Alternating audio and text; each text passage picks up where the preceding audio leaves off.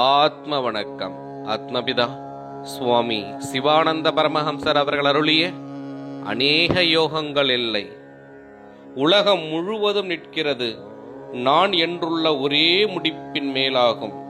அதானது ஒரு கயிறு கொண்டு சங்கிலி கோட்பது போல அதனுடைய ஒரு தலைப்பில் இருந்து முடிந்து கடைசியில் மறு தலைப்பில் ஒரு கட்டு கட்டி இழுத்தால் அந்த கோர்த்த முடிச்சுகள் அவிழ்ந்து போவதில்லை.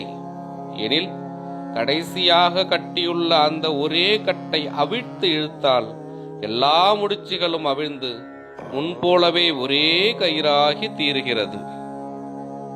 இவ்விதத்தில்தான் கர்மமாய் வாயுவான நூலினால் விசாராதிகளாய் முடிச்சு கட்டி இழுத்து கொண்டிருக்கின்றது.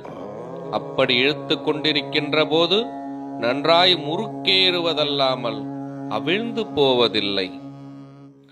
அவிழ்க்க வேண்டுமானால் மேற்சொன்ன கயிற்றினுடைய கடைசியில் உள்ள ஒரு கட்டை அவிழ்த்து இழுத்தது போன்று நான் என்றுள்ள அகங்காரமாயிருக்கின்ற ஒற்றை கட்டை அவிழ்த்து இழுத்தால் எல்லா முடிச்சுகளும் அவிழ்ந்து ஒரே பொருளாக தீருகின்றது. அந்த பொருள் சலனமில்லாமல் தன்னில் லயிக்கும் பொழுது தானாய் தன்மயமாய் தீருகிறது. அப்பொழுது எல்லா யோகங்களும் அதில் அடங்குகின்றன. இதல்லாமல் யோகங்கள் அநேகம் உண்டென்று கருதி நானா பிரகாரத்தில் ஒவ்வொரு தொழில் செய்வதால் யோகமாகிறதில்லை. ஆசாரியர்கள் பல பெயர்களை சொன்னது ஒரே யோகத்திற்குத்தான் ஆகும். அது விதமென்றால் ஒரே பொருளிற்குத்தான் பல பெயர்கள் சொல்லுவது. ஆனால் அது மொழி வேறுபாடாகும்.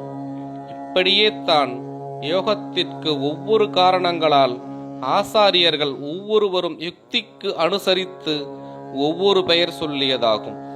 இதல்லாமல் யோகம் அநேகமில்லை.